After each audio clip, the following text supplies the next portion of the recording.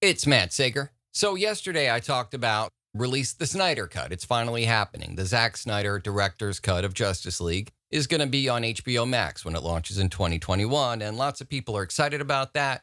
I'm sort of cautiously optimistic, certainly curious, but it does occur to me, and honestly, let me give credit to The Beat. An article in The Beat made me think of, this is a genie that perhaps can't be put back in the bottle.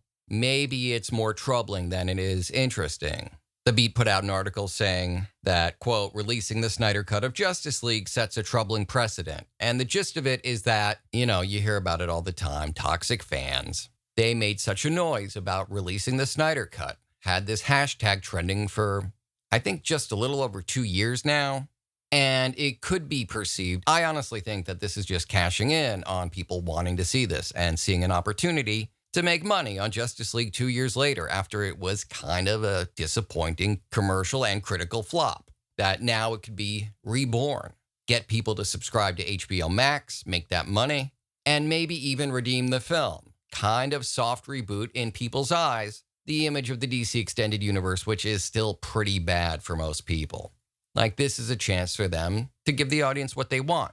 The flip side of this, an idea that The Beat pretty well articulates in this article, is that toxic fans, people making a big noise about not liking what they got, demanding a new version, fitting their mold of what they thought the Justice League ought to be, their director, their terms, their storyline and plots and characters. That if studios start caving to that, if that's in fact what's happening here, what kind of precedent does it set for every Star Wars director for the next 20 years? Many Marvel directors, not every request is as benign as, hey, release the director's cut. Marvel movies get a lot of, hey, release it with that female character being played by a guy, or that minority character being played by a white guy. There is an ugly side to this, potentially. I get that. Certainly a potential for a troubling, slippery slope. I don't really think that this was caving to the public. I think that this was capitalizing on the demand for a Snyder Cut and seeing a possibility for what has been this really disappointing. Justice League was meant to be the DC Extended Universe's version of the Avengers. They obviously leapfrogged several steps ahead. They didn't do movie after movie after movie, introducing Aquaman and The Flash. And the 2 movies they did do to lead up to it, Man of Steel and Batman vs. Superman, were not good. And I think that they saw an actual demand, and it's like free market research for Warner Brothers, HBO Max, DC, etc. I don't think anyone actually caved to anybody. I think that this is simple marketing. But yeah, it does certainly open the door to the possibility that other directors and other movies are going to face this kind of entitlement from viewers, which I can see that being troublesome. Certainly tiresome for the people who have to read the internet trolls' comments, respond to, or at least go through all the emails, some of which are really nasty, really hostile. So I get that. And in fact, this whole release the Snyder Cut and the Snyder Cut being released has led to an increase in the hashtag release the Ayer cut from fans of Suicide Squad who want to see the original David Ayer version of the movie.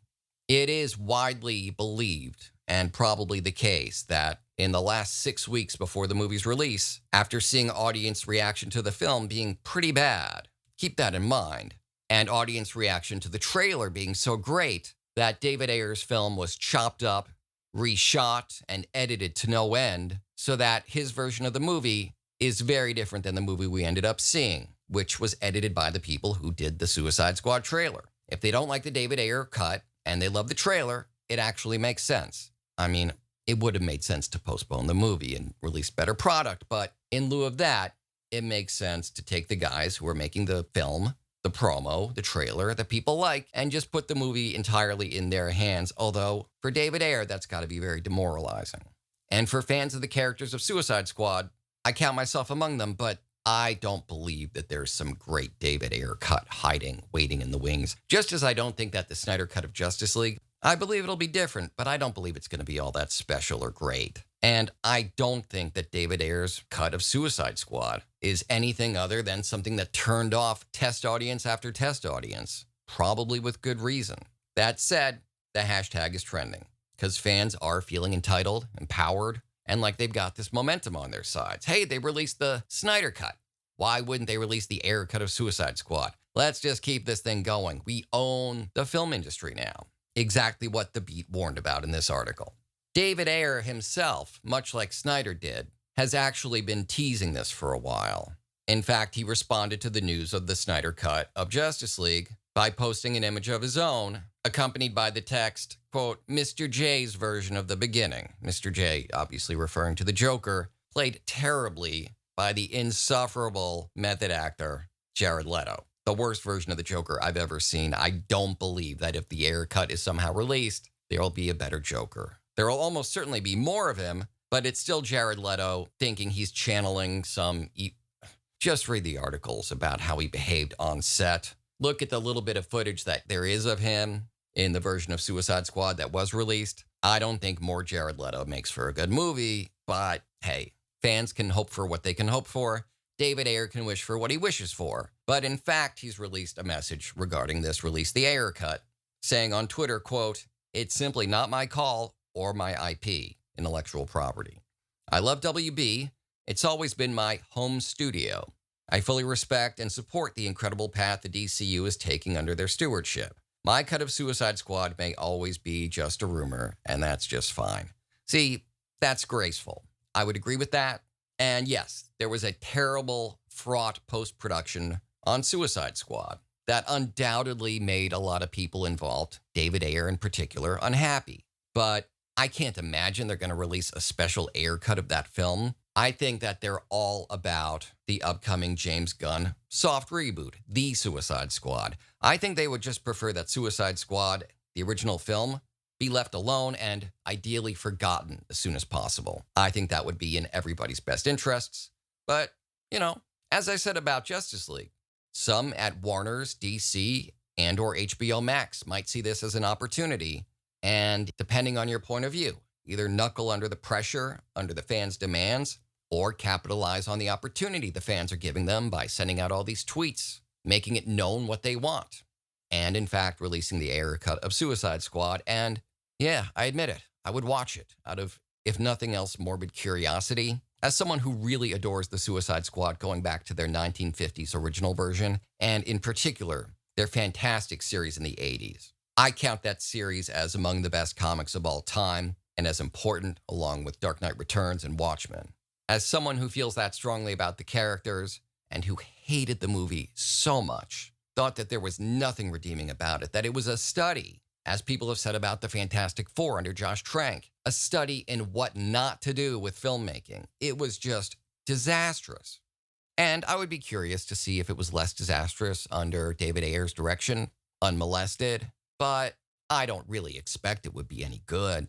That said, we'll see what happens. And then in another case of, maybe we should put this genie back in the bottle if we can.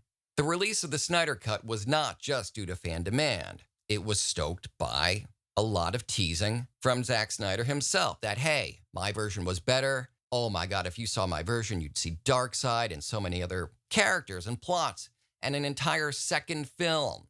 It was meant to be a two-parter. And keep the heat on Warner's and DC and HBO Max. Tell them to hashtag release the Snyder Cut. And so he stoked the fans on. He's as culpable as them, if this is a slippery slope. And there's going to be instances of directors going, hey, I've got a director's cut that no one's going to want. And in fact, there's one already. And before I go any further, this film is the subject of a lot of quote-unquote toxic fandom.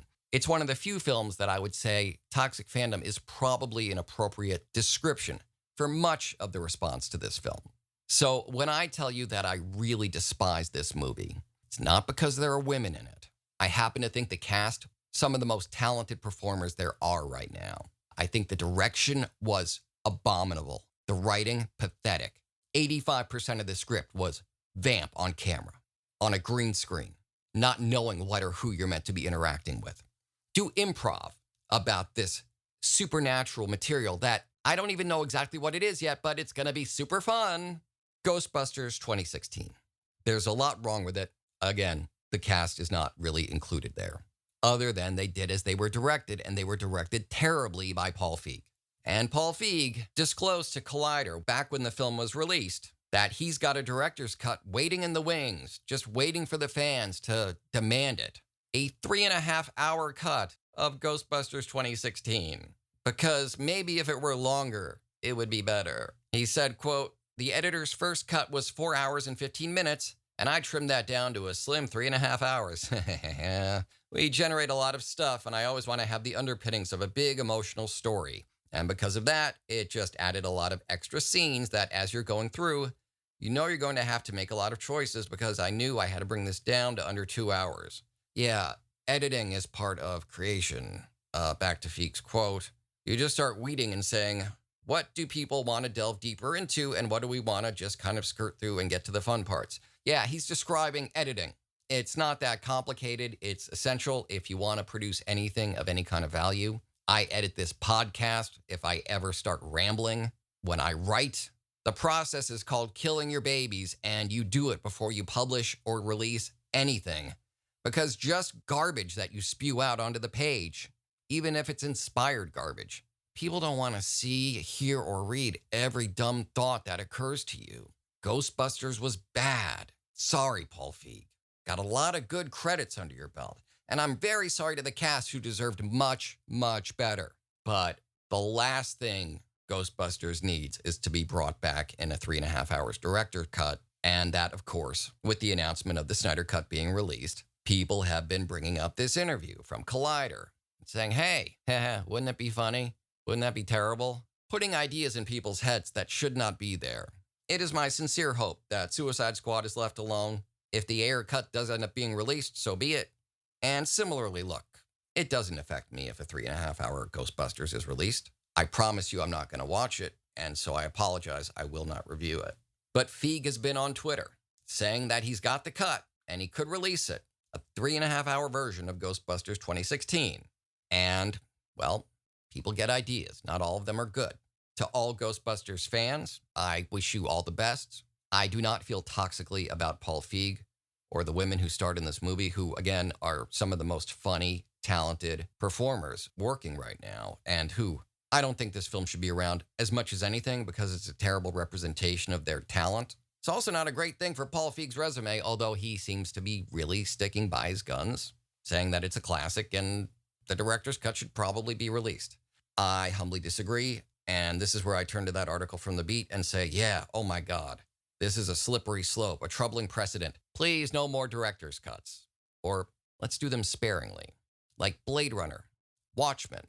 There's a million cuts of both, and I will say that it's interminable going through all of them, but they are both improved by one or the other of the various cuts they've released. In the case of Watchmen, I think it's like the ultimate edition. In the case of Blade Runner, I don't have these DVDs in front of me, so I'm pulling this from memory, but I believe it's the director's cut. Maybe it's the final cut. Every version of Blade Runner is better than the original edition, in my opinion. That one was laden with too much voiceover, had some bad cuts, but it was a classic, worthy enough that you would say, oh, wow, there's a better version of this somewhere? Let me check it out. With Watchmen, the main improvement in the Ultimate Edition is that Tales from the Black Freighter gets integrated. And although it makes for a really long movie, clocking in at like 3 hours, 20 minutes, around there, it's worth it because Tales from the Black Freighter was an essential part of the storytelling in Alan Moore and Dave Gibbons' original comic. And it enhances the film a lot, making it worth the extra time. Even though that film, too, is a little bit campy at times, it was enjoyable. It was groundbreaking. It's the best film Zack Snyder made, in my opinion, and it was certainly worth sitting through a different, longer edit. Ghostbusters, I don't know. Maybe the studio really butchered it, and a 3.5 hour cut would be stunning. But given what we know about how the movie was made, how much of it was Paul Feig telling his performers to vamp, do improv, I don't think a longer Ghostbusters is something we need. That's just me. I don't feel passionately enough about it that I'm willing to get into an argument with anybody. Anyone who enjoys something I don't, we don't have a problem. I'm not that kind of internet guy. Peace and love. Thanks a lot. If you're checking this show out on YouTube, please do like, subscribe, and hit the bell for notifications. Or if you're listening on a podcast network or app, please subscribe there. Leave me reviews. I'd love it if you got in touch with me. All my social media details will be in the episode description, and I will talk with you soon.